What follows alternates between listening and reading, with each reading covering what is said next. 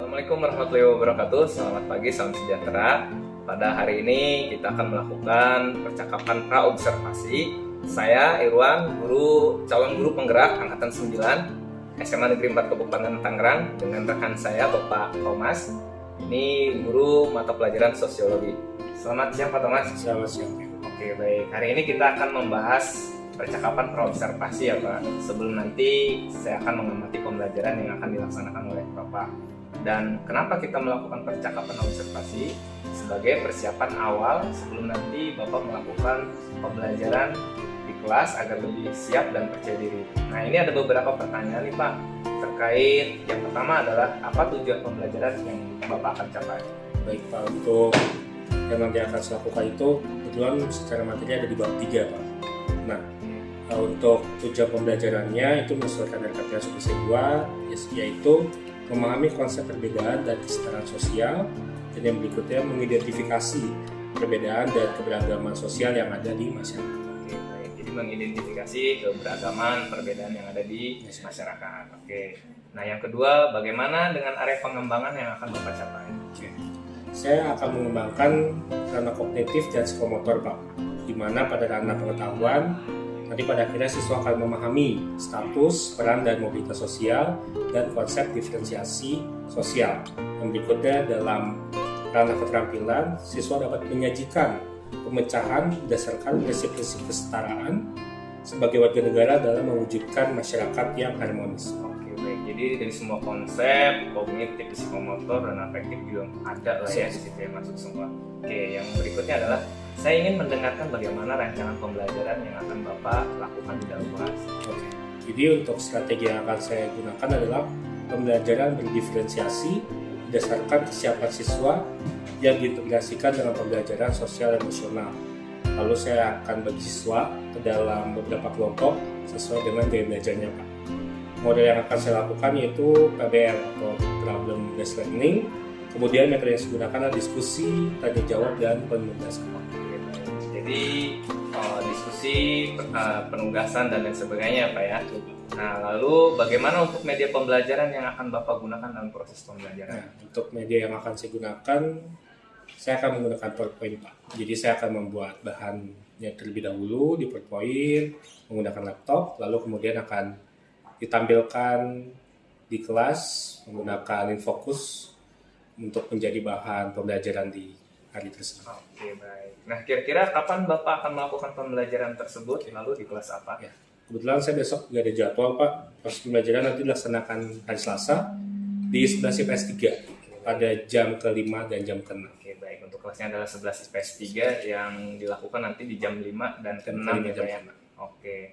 Nah, pada percakapan kita hari ini, hal apa saja sih yang Bapak dapatkan dari perbincangan kita? Dari pembicaraan ini saya memiliki gambaran Pak terkait persiapan dan pelaksanaan terkait pembelajaran yang akan saya laksanakan nanti, seperti metode atau media apa yang saya gunakan, ada pengembangannya dan lain-lain. Oke, baik. Jadi Bapak sudah ada bayangan metode apa, terus media yang digunakan. Nah, baik. Terima kasih Pak Thomas atas waktunya sudah bersedia berbincang-bincang dengan saya dalam percakapan praobservasi. Demikian perbincangan kita terkait praobservasi. Kita akan bertemu dalam kegiatan observasi di pembelajaran kelas Pak Thomas. Terima kasih Pak Thomas. Terima kasih Pak Irwan. Oke. Siap semuanya. Gimana kabarnya? Apakah baik hari ini? Bapak gimana Pak? Kabar saya baik. Sehat-sehat semuanya ya. Nah, sebelum kita memulai pembelajaran hari ini, mari kita berdoa dulu biar dilancarkan pembelajaran untuk hari ini. Boleh? Terus Pak? Siap.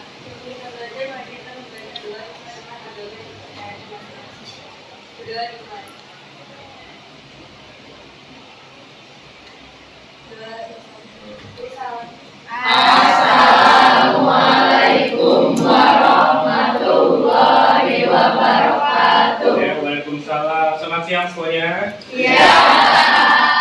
Untuk hari ini siapa yang tidak masuk? Nanda dan Nisa Dispen. Untuk apa? Lomba ya? Ya. Nah, minggu lalu kita sudah menyelesaikan bab 2 kita. Bab 2 kita kemarin tentang apa? Bab 2 kita kemarin tentang apa kan? Tentang Permasalahan sosial. Ada apa aja kemarin? Ada tentang kemiskinan, kejahatan, kesenjangan, betul? Nah, untuk hari ini kita akan membahas tentang apa ini?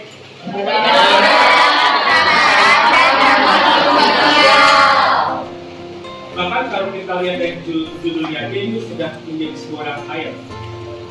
Dan yang awalnya ada sebuah fakta, betul nggak? Kita sebenarnya berbeda-beda, betul? Tapi seharusnya kita gimana? Nah, pada akhirnya kalau kesetaraan sudah terjadi, akhirnya terjadi apa? Nah, yang pertama kita akan beritahu dulu nih kalian kira-kira tujuan pembelajarannya apa sih untuk di bab ini. Yang pertama adalah memahami konsep perbedaan dan kesetaraan sosial dan konsep harmoni sosial. Yang kedua, mengidentifikasi perbedaan dan keragaman sosial yang ada di masyarakat sekitar. Yang berikutnya adalah menyajikan pemecahannya berdasarkan prinsip-prinsip kesetaraan sebagai warga negara dalam upaya mewujudkan kehidupan masyarakat yang harmoni. Jadi ini yang akan kita bahas mengenai perbedaan, kesetaraan dan harmoni sosial. Oke. Sebelum lebih jauh mengenai bab atau teori yang akan kita bahas, yang pertama kita akan lihat gambar ini. Dari gambar ini apa hubungannya dengan perbedaan? Ini kan banyak orang ya konteksnya. Ya, Pak. Jadi ini biasa situasi apa nih? Mereka sedang kegiatan apa? Pagi atau ide, ya kan? Nah biasanya di dalamnya pasti ada jenis kelaminnya kan? Ada berapa jenis kelamin? Ada? Nah berikutnya biasanya bisa dilihat secara umum ada perbedaan apa di dalam masyarakat? Suku, warna kulit, keras. Nah itulah yang akan kita bahas tentang perbedaan-perbedaan yang ada di masyarakat. Nah sebelum teori tentang perbedaan, kita pertama akan melihat tentang struktur sosial. Menurut Dalton Parson, boleh Evelyn baca? Dalton Parson berpendapat bahwa struktur sosial adalah keterkaitan antar unsur. Oke, lanjut, boleh. Struktur sosial adalah keseluruhan jalinan antara unsur-unsur sosial yang pokok, yaitu kaidah-kaidah sosial, lembaga-lembaga sosial, kelompok-kelompok sosial, dan lapisan-lapisan sosial. Dalam struktur sosial dikenal dua konsep penting, yaitu status dan peran. Nah, di dalam masyarakat, dalam mendapatkan atau memperoleh status atau kedudukan dibagi menjadi tiga. Yang pertama itu apa? Ascribe status. Atau ascribe status. Ada yang bisa jelasin? Ascribe status itu apa? Oke, Evelyn. Ascribe status itu status yang didapatkan dari lahir. Jadi kata memerlukan usaha. Oke. Kata kuncinya dia mendapatkan status itu tanpa usaha yang dilakukan. Berarti urusannya dengan turun temurun kan. Contohnya apa sih kalau sesuatu predikat? Dari bangsawan, terus apa ya? Atau sistem pengkastaan, betul nggak? Saat orang tuanya sudah mana misalnya, anaknya udah otomatis sudah mana juga. Nah, kalau yang kedua achieve status. Siapa boleh mau jelasin? Oke, berlawanan dengan yang ascribe status. Kalau ini ada usaha yang dilakukan. Contohnya apa? Iya, menjadi bos atau misalnya kayak kalian mendapatkan predikat buat ranking 1 kan? Iya. Pasti ada usaha yang berbeda dengan yang tadi yang pertama ya. Lalu yang ketiga apa? Assign status. Itu apa? Kalau yang ketiga ini pakai usaha nggak? Pakai. Tapi yang memberikan pengajaran atau memberikan predikat itu diri dia atau orang lain? Contohnya apa? Secara pribadi kan dia pasti melakukan perbuatan kan, terus akhirnya orang bisa mengklaim itu. Atau misalnya kayak pahlawan kan, dia sudah berusaha, atau pemenang Nobel gitu ya, itu ada bisa dilakukan. Sampai sini ada yang bertanya? Nggak ada ya, kita lanjut ya. Nah, dalam materi ini kita akan membagi menjadi dua. diferensiasi dan stratifikasi. Yang pertama akan kita bahas adalah diferensiasi. Boleh? Nadia, boleh baca? Menurut kamus sosiologi, diferensiasi adalah klasifikasi atau penggolongan terhadap perbedaan-perbedaan tertentu yang biasanya sama atau sejenis. Ada referensi lain untuk pengertian diferensiasi? Diferensiasi atau pakai bahasa kalian? Diferensiasi itu apa sih berarti? Penggolongan masyarakatnya gimana sih?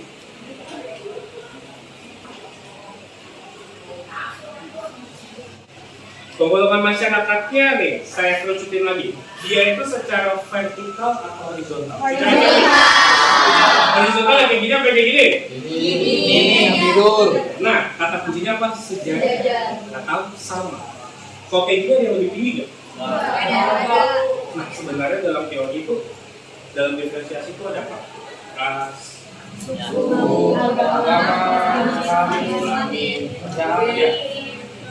Kalau jabatan pekerjaan masuk nggak? Karena ada tingkat. Tapi kalau yang tadi kita bahas itu sebenarnya ada di level yang sama. Tapi kan kadang-kadang kita masih berantem, kita masih suka saling ngeklaim kalau wah ras gua lebih mantep lah. Terus kalau misalnya kulit gua putih, lu kurang putih, kurang bagus lah, gitu. Ya kan berarti kan harusnya nggak kayak gitu kan? Harusnya secara teori mereka ada di level yang sama. Walaupun misalnya gini deh, misalnya kita seringkali bermasalah dalam konteks agama, kan kita masih kadang-kadang suka berantem masalah agama. Tapi kalian sepakat ya dengan statement ini? Kalian sepakat ya kali ini? Dari hati kalian, secara keyakinan, kalian pasti meyakini kalau agama kalian yang paling benar. Ya kan?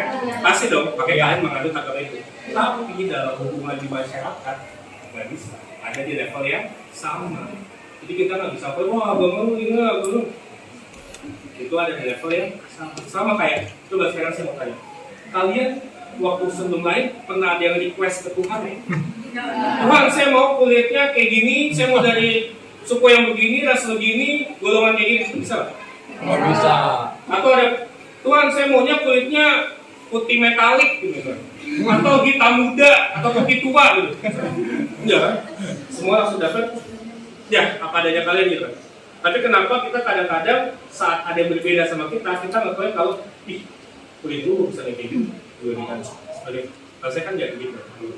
Jadi kalau sebenarnya semua rakyat Indonesia tahu tentang konsep diferensiasi, ada kesempatan nggak untuk kita saling menjatuhkan? Karena sebenarnya itu ada di level yang sama. Ya kan?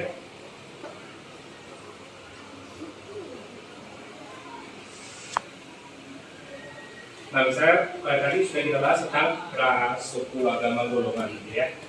Nah, misalnya ada ras mongoloid memiliki kulit kuning dan coklat, ras negroid memiliki kulit hitam, kaukasoid itu memiliki kulit yang itu hanya perbedaan aja, bukan jadi wah ini kan makanya saya bikinnya juga ke samping kan.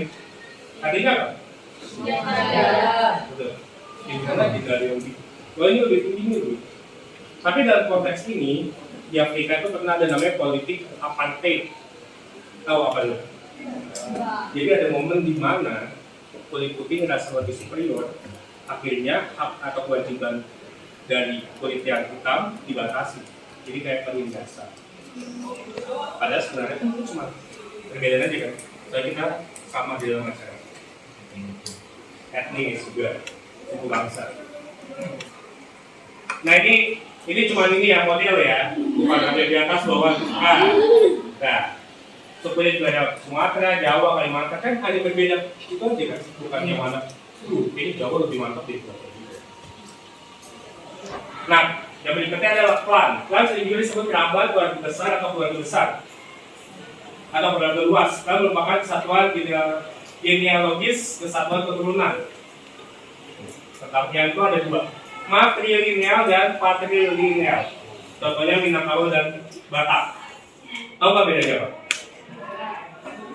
Tahu nggak bedanya garis keturunan ada apa? Minangkabau dan Batak. Tahu nggak bedanya gimana? Bedanya adalah di garis keturunannya. Kalau yang Batak itu mengambil garis keturunan bapak apa ibu? Bapak. Tapi kalau yang Minangkabau dari ibu. Jadi yang menurunkan garis hubungannya adalah dari pihak ibu.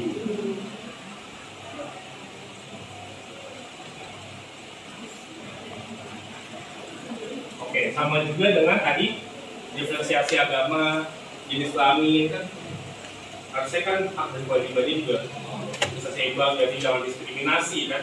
Diskriminasi itu apa? Ya, diskriminasi kan berarti tidak melihatnya secara objektif, tapi melihatnya secara subjektif. Jadi akhirnya jadi ada yang suka dan tidak suka.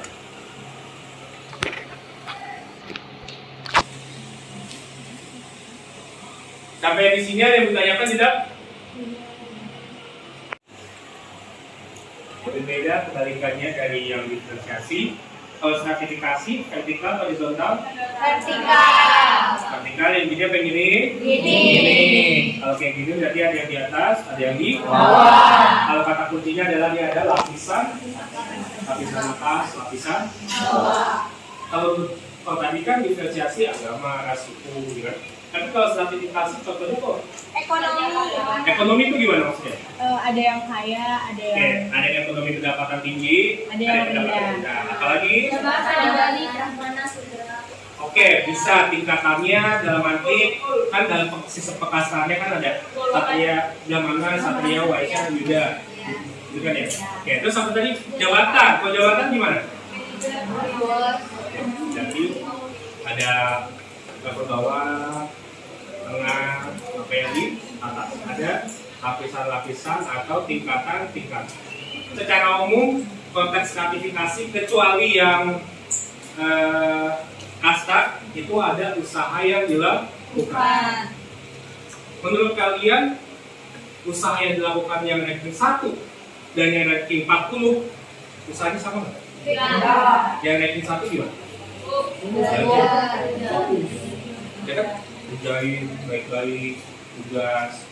Yang ranking 40 gimana? Ya, mungkin aja main-main di kelasnya tidur, ya kan? Tidak ada usaha yang dilakukan. Dalam konteks jabatan juga, menurut kalian saat akhirnya orang ada di level atas, misalnya akhirnya kalian jadi manajer gitu, pasti kan ada usaha-usaha yang dilakukan untuk mencapai itu. Ada level atas, ada juga yang level bawah. Kalau yang kasta itu termasuknya stratifikasi terbuka atau tertutup atau campuran? Tertutup. Kenapa tertutup? Karena Karena nggak bisa apa? Nggak bisa berubah tuh maksudnya apa? Iya. Iya, betul. Jadi karena tadi sertifikasinya ada tingkatan, tapi dia tidak bisa berpindah. Makanya tadi disebutnya sertifikasi tertutup. Mau usaha kayak gimana pun saat kasta dia di sini ya udah bisa berganti. Tapi kalau yang terbuka gimana? Bisa berpindah. Contohnya apa tadi? Jabatan. Jadi misalnya nih ada satu orang anak baru lulus SMA gitu kan, dia melamar di pekerjaan, akhirnya misalnya dia jadi office boy. Level atas bawah apa bawah itu? Akhirnya dia kerja rajin banget kan, di PL itu sampai di wah, sampai debu tuh sampai itu debu juga masuk gitu misalnya. Bukan kerja baik banget, kerja terus datang tepat waktu, terus gak pernah ngobrol, gak pernah, tapi kerjanya bagus banget. Akhirnya ngeliat nih yang bagian atas semua, akhirnya jadi kepala OB. Terus akhirnya makin bagus kerjanya, terus akhirnya jadi kepala kebersihan kantor itu. Akhirnya naik lagi malah jadi manajernya. Itu terbuka, kesempatannya terbuka. Saat dia punya usaha dia bisa membatasi atau menerobos lapisan yang tadi di bawah jadi ke atau sebaliknya, dia manajer baik bagus nih, tapi lama-lama kerjanya jadi malas, terus ada tugas atau deadline yang pernah dikerjain, terus akhirnya jadi aduh ini kerjanya nggak bagus, atasan melihat ini nggak bagus, akhirnya udah turun lah jadi OP lah gitu, atau turun lah dipecat lah, tadi kan dia turun kan. Nah itu yang terbuka. Kalau yang campuran berarti kombinasi. Secara kasta mungkin dia kasta bawah, tapi misalnya dia pindah ke suatu wilayah, akhirnya dia bekerja dengan sangat giat, akhirnya ada di level atas, orang melihat dia, mengenal dia untuk ada orang yang di level di atas kan. Dia melihat jabatannya, padahal sebenarnya mungkin aja secara kasar dia ada di bawah. Oke, yang Cam? Kita misinya nih, menanyakan boleh? Saya pernah lihat di media, jadi ada yang sama, itu dari mana begini ya, dari mana. Pokoknya dia tuh memilih untuk nikah sama anak biasa, jadi dia di nama itu tetap sama apa. Oke. Ya sebenarnya berarti tanda kutip dia masih tetap campuran. Dalam arti kan darahnya atau secara silsilahnya dia kan tetap ada di situ.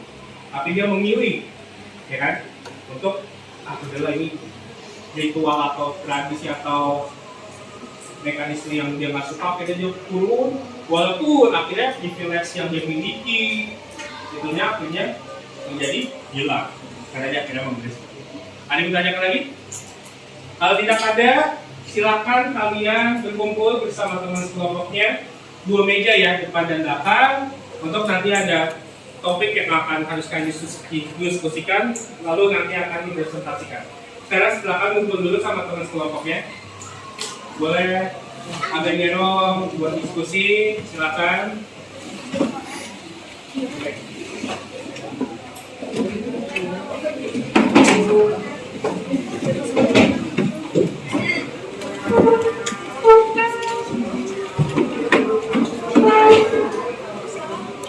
Oscar.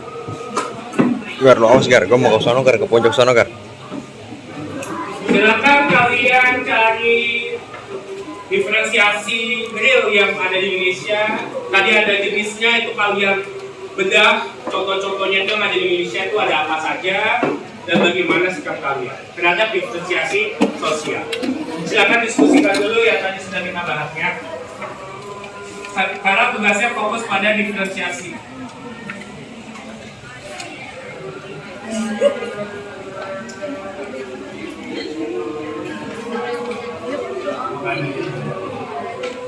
Saya akan memilih.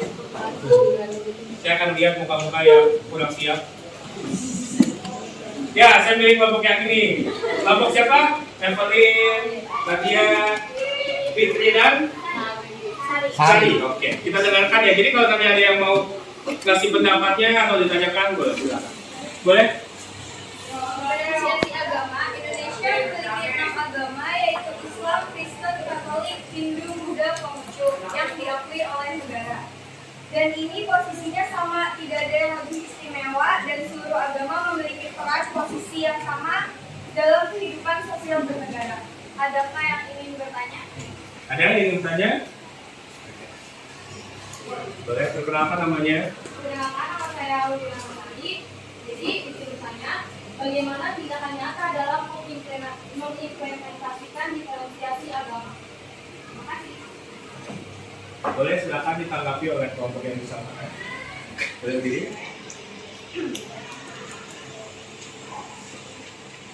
Terima kasih. Terima kasih kepada Willy yang sudah berkomentar pada kami. Di sini saya akan menjawab dengan Willy. Tindakan yang diimplementasikan itu seperti saling toleransi atau saling menghormati antara beragama karena semua agama itu posisinya setara. Dan tidak sama. Terima kasih. Boleh kita kasih plus buat kelompok yang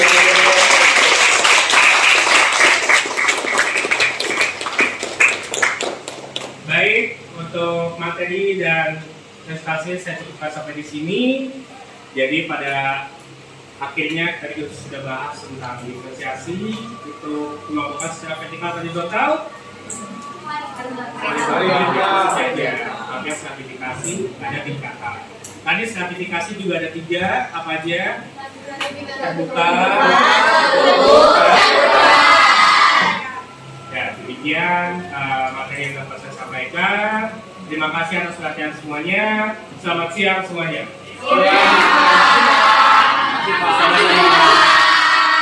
Assalamualaikum warahmatullahi wabarakatuh. Selamat sore Pak Thomas. Selamat sore Pak Irwan. Ya, pada kesempatan kali ini saya akan menanyakan pasca observasi yang sudah dilaksanakan oleh Pak Thomas. Nah, ini ada beberapa pertanyaan terkait kegiatan kita yang sudah dilaksanakan pada observasi. Pak Thomas, bagaimana perasaan Bapak terkait pembelajaran yang sudah dilakukan Selasa kemarin? Perasaan saya senang Pak, sehingga proses pembelajaran diferensiasi karena anak antusias, aktif, dan akhirnya pembelajaran tidak hanya satu anak tetapi dua anak. Ya, jadi proses pembelajarannya aktif dan terjadi secara dua arah ya Pak ya. Nah, untuk pertanyaan berikutnya adalah dalam pelaksanaan pembelajaran Pak kemarin apakah sudah sesuai dengan rencana Bapak? Sudah sesuai Pak, tapi mungkin masih 80%. Ada beberapa hal yang belum, misalnya masih ada beberapa siswa yang belum aktif dan terlihat masih belum nyambung dengan materi yang saya sampaikan. Ya, jadi secara 80% sisanya masih belum aktif ya dalam proses pembelajaran. Oke Pak, selanjutnya apa yang menjadi hambatan Bapak ketika proses pembelajaran kemarin? Untuk pembelajaran kemarin, kendalanya teknis Pak. Jadi saya memakai laptop dari Infocus, namun pada saat saya mendengarkan materi, mati listrik Pak. Jadi sedikit menghambat dalam menampilkan materinya. Oke, jadi hambatannya hanya mati listrik ya Pak ya. Oke, selanjutnya guru itu memiliki 4 kompetensi nih Pak. Nah sekarang menurut Bapak kompetensi apa yang Bapak akan kembangkan? Oke. Saya akan kembangkan kompetensi pedagogik Pak. Jadi sehingga pembelajaran menjadi lebih baik lagi dan berpihak pada murid serta sesuai dengan kebutuhan belajar siswa. Oke, baik. Jadi pedagogik yang akan dikembangkan karena itu nantinya akan berproses atau berguna kepada siswa dalam proses pembelajaran. Oke, baik. Nah, selanjutnya adalah bagaimana harapan atau refleksi Bapak untuk kedepannya? Jadi saya akan terus melakukan pembelajaran diferensiasi serta melakukan refleksi Pak, agar kegiatan yang saya sudah lakukan menjadi lebih baik lagi dan tentunya memfasilitasi kebutuhan belajar. Oke, baik. Jadi setelah kita melakukan observasi, nah Pak Thomas akan melakukan refleksi juga ya untuk kedepannya bagaimana proses pembelajaran berpihak pada murid dan berdifferensiasi juga. Demikian percakapan pasca observasi saya dengan rekan saya Bapak Thomas Reggiani Alfredo selaku guru mata pelajaran sosiologi. Terima kasih Pak Thomas untuk percakapan hari ini.